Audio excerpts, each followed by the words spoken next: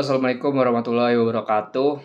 Perkenalkan, nama saya Wasis Wibisono dari kelas TI 23A6 dengan NIM 3123106661. Di sini saya sedikit menjelaskan tentang pengantar basis data. Oke, jadi yang pertama, apa sih itu basis data? Itu basis data, kumpulan data yang terstruktur, yang saling berelasi.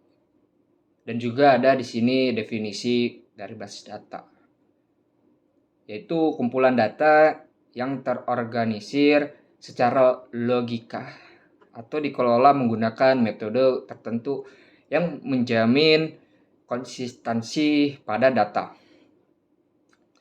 Basis data menyediakan juga fasilitas atau juga bisa mempermudah dalam menghasilkan informasi, yang dimana digunakan oleh pemakai untuk mendukung pengambilan keputusan. Hal inilah yang menjadikan alasan dari penggunaan teknologi basis data pada saat sekarang atau pada dunia bisnis. Di sini juga ada aplikasi pada dunia bisnis. Aplikasi basis data dalam dunia bisnis. Yang pertama ada bank, yaitu pengelolaan data nasabah.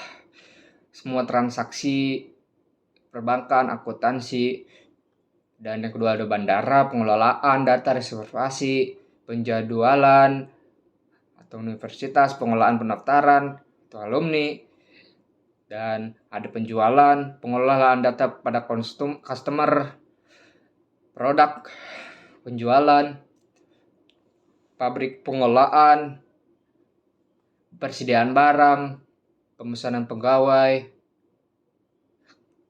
pengelolaan data karyawan, gaji, pajak, telekomunikasi, pengelolaan data, tagihan. Dan selanjutnya ada sistem pemrosesan file, yang dimana sebelumnya sistem digunakan untuk mengatasi semua permasalahan bisnis menggunakan pengelolaan data secara tradisional, dengan cara menyimpan recording pada file-file yang terpisah, yang disebut juga sistem pemrosesan file, yang dimana masing-masing file diperuntukkan hanya untuk satu program aplikasi saja. Di sini juga ada kelemahannya pada sistem pemrosesan file. Yang pertama, timbulnya data rangkap atau redundansi data dan ketidakkonsistensi data, atau yang disebut inkonsistensi data, karena file-file dan program aplikasi disusun oleh programmer yang berbeda. Sejumlah informasi mungkin memiliki duplikasi dalam beberapa file, kesukaran dalam mengakses data, munculnya permintaan baru yang tidak diantisipasikan sewaktu membuat program aplikasi. Dan juga di sini ada kelemahannya pada sistem pemrosesan file. Yang pertama ada terisolir atau isolasi data, karena data tersebar dalam berbagai file, yang dimana file-file tersebut mungkin dalam format yang berbeda. Akan sulit menuliskan program aplikasi baru untuk mengambil data yang sesuai. Dan juga ada masalah pengamanan atau security problem. Tidak semua pemakai diperbolehkan mengakses seluruh dari data tersebut. Tetapi sejak adanya program-program aplikasi ditambahkan secara ad hoc, maka sulit melaksanakan pengamanan seperti yang diharapkan oleh orang-orang. Dan di sini selanjutnya ada database dan file. Yang pertama, file, yang mana disebut suatu kumpulan record atau dokumen tentang suatu organisasi, orang, wilayah, atau objek, yang mana berisi berkas kertas, file komputer. Dan yang kedua ada database sistem manajemen, yang disingkat DBMS. yaitu suatu kumpulan record data operasional yang memiliki hubungan di antaranya dan diorganisasikan dengan mempergunakan metode dan struktur data untuk tujuan pendukung pengambilan keputusan suatu perusahaan atau enterprise. Pengertian database. Selanjutnya pengertian database, yaitu menurut Christopher John Date, database adalah suatu koleksi yang berisi data operasional yang digunakan oleh sistem aplikasi suatu perusahaan tersebut atau organisasi. Database, dokumen atau kertas, sistem pengolahan data berbasis file, database management system DMS atau yang disingkat. Dan selanjutnya di sini ada pengertian database, yaitu database merupakan sistem perangkat lunak untuk mendefinisikan atau menciptakan dan menyimpan database serta menyediakan akses ke database dan repositorinya. Dan selanjutnya ada aspek, yaitu berisi tentang yang pertama komputerisasi hardware, software, dan data. Yang kedua ada kebutuhan informasi, yaitu programmer, database, administrator, end user, software. Menyediakan juga fasilitas, yaitu ada create file, insert update, delete data, security control, integrity control, recovery control, dan yang lain-lain. Yang selanjutnya ada di sini ada komponen sistem database. Yang pertama ada data. Data itu harus bersifat shared and internet.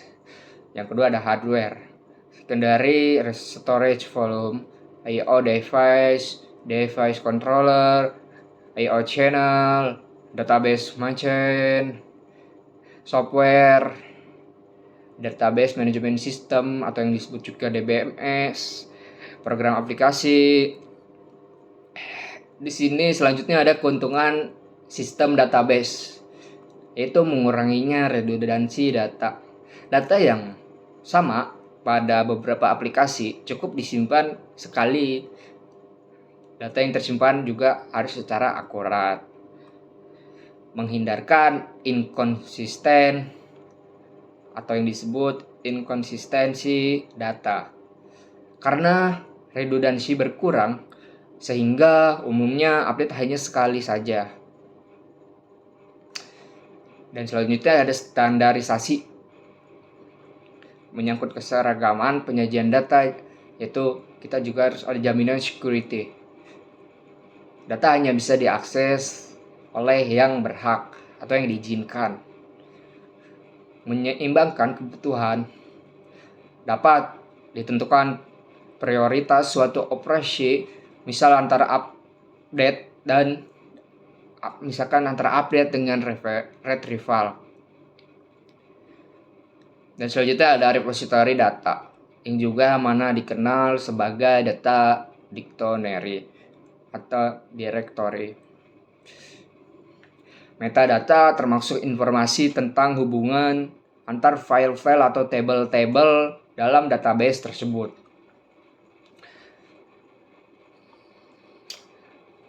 Dan selanjutnya ada konsep dasar dari basis data. Yang pertama, daun entitas, sekumpulan objek yang mempunyai karakteristik sama dan bisa dibedakan dari lainnya. Objek juga dapat berupa barang, orang, tempat, atau suatu kejadian, misalkan mahasiswa, pegawai. Atribut, yang selanjutnya ada atribut, deskripsi data yang bisa mengidentifikasikan entitas. Dan misal entitas mahasiswa adalah berapa, nomor induk mahasiswa atau NIM-nya berapa, nama mahasiswanya siapa, tempat lahirnya di mana, tanggal lahirnya berapa, ya, dan ada lagi dan yang lain-lain. dan selanjutnya ada table, kumpulan dari beberapa record. Ya, assalamualaikum warahmatullahi wabarakatuh. Yang selanjutnya saya ingin melanjutkan atau sedikit menjelaskan yang materi kedua, yaitu lingkungan basis data. Lingkungan basis data ini merupakan sebuah habitat di mana terdapat basis data untuk bisnis. Tujuan utama daripada basis data ini adalah menyediakan pemakai melalui suatu pandangan abstrak mengenai data dengan menyembunyikan detail dari bagaimana data disimpan dan memanipulasikan. Ya, selanjutnya ada arsitektur basis data. Pada tahun 1975, Badan Standarisasi Nasional Amerika atau yang disebut ANSI, SPAC, American National Stand Institute, Stand Planning and Recruitment Committee menetapkan 3 level abstrak dalam database, yaitu yang pertama ada level eksternal atau level pandangan, yang kedua ada level konseptual atau konseptual level, yang ketiga ada level internal atau level fisik. Yang pertama level eksternal di sini adalah level yang berhubungan langsung dengan pengguna daripada database. Pada level ini pula kita memungkinkan pandangan user berbeda dengan representasi fisik dari data. Misalkan untuk data secara fisik atau data direkam dalam bentuk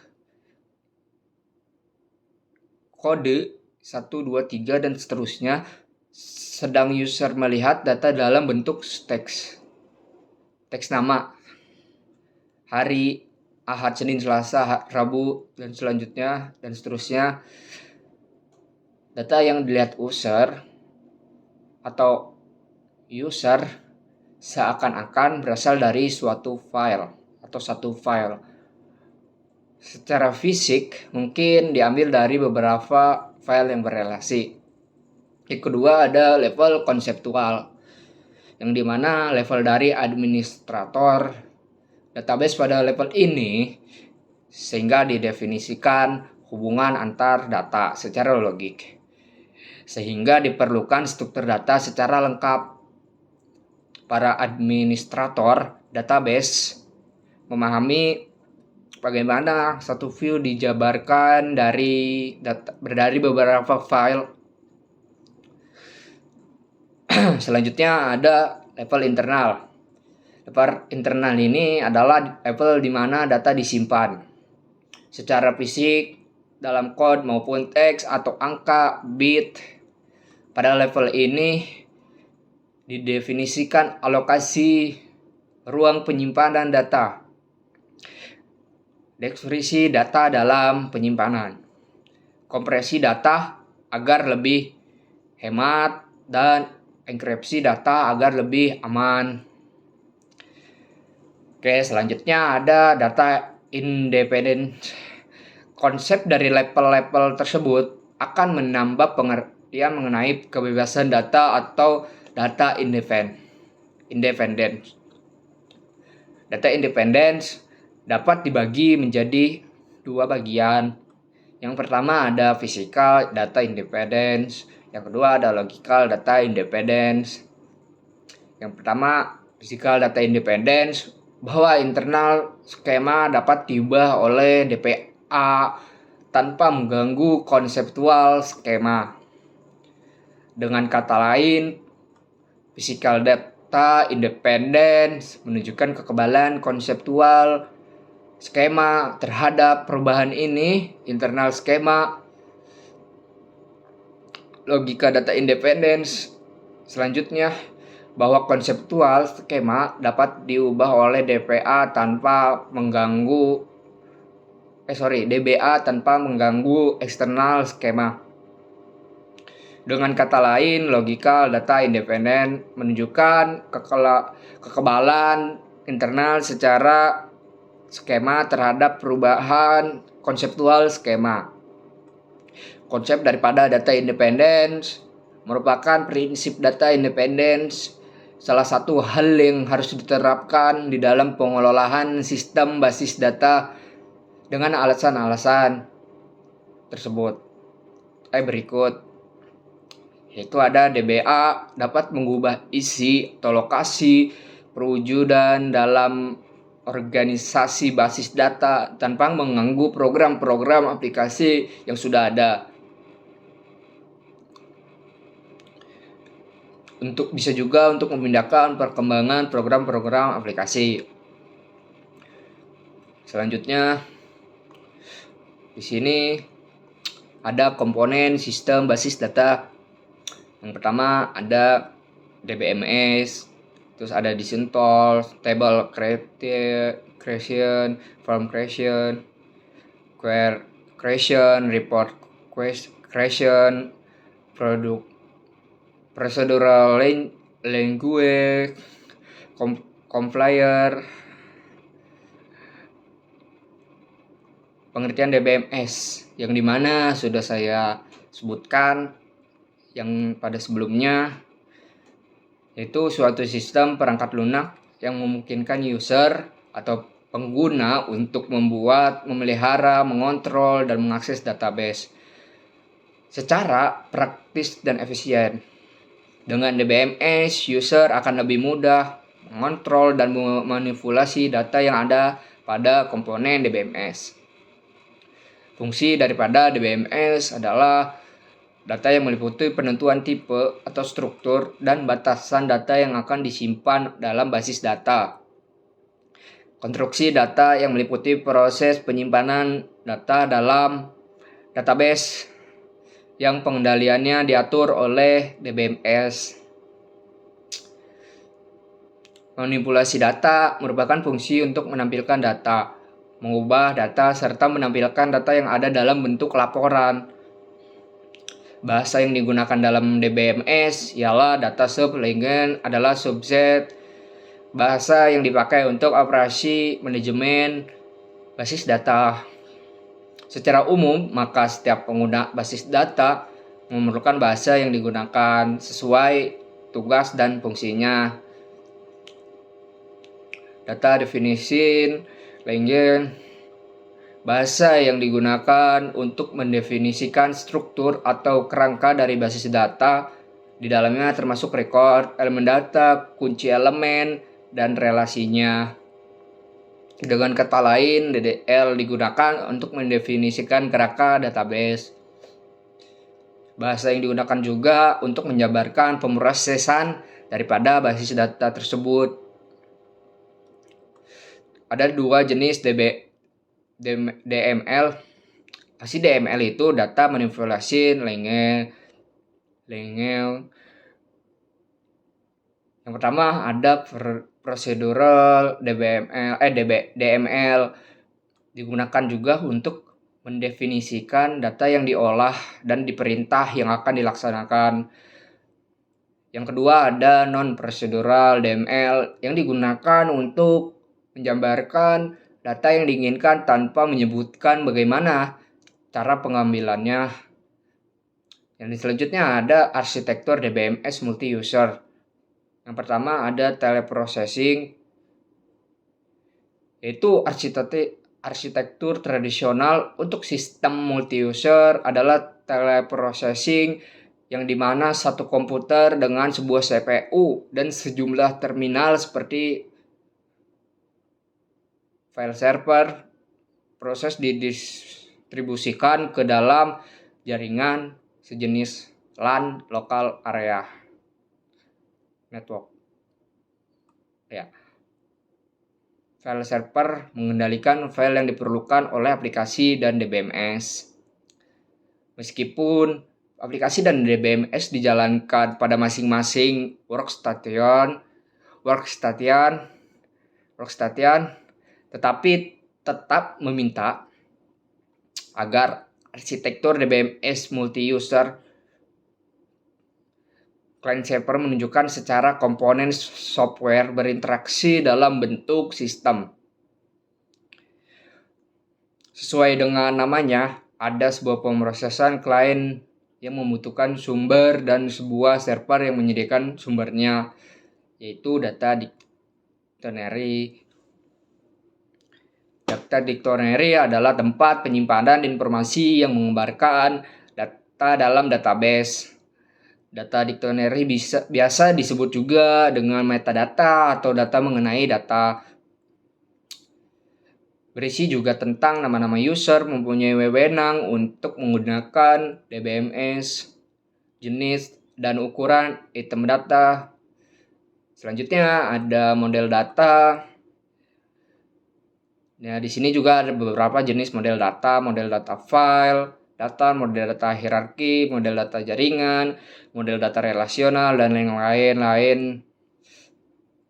Model data file datar, yang pertama, data file terdiri dari satu atau file atau lebih yang dibaca,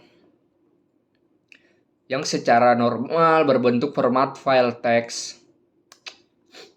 Contoh file model data 1, 2, 3, 4, 5, 6, 7, 8, 9, 10, 6, 1, 2, 3 Mulyono, Arif, Mulyono Prodi TI S1, Arif Prodi TI S1. Kelemahan model data flat file tidak menggunakan struktur data yang dengan mudah dapat direlasikan. Sulit juga untuk mengatur data secara efisien dan menjamin akurasinya. Model data jaringan, model basis data jaringan merupakan perbaikan daripada model basis data hierarki, yaitu dengan menambahkan kemampuan route table untuk melakukan share relationship dengan child table, file model data hierarki. Data dapat cepat dilakukan retrieve. Integritas data mudah dilakukan pengaturan. Kelemahan daripada basis data hierarki dibandingkan flat file, pengguna juga harus sangat familiar dengan struktur basis data. Atau bisa terjadinya redundansi data. Ya, cukup sekian penjelasan daripada saya. Kurang lebihnya mohon maaf. Assalamualaikum warahmatullahi wabarakatuh.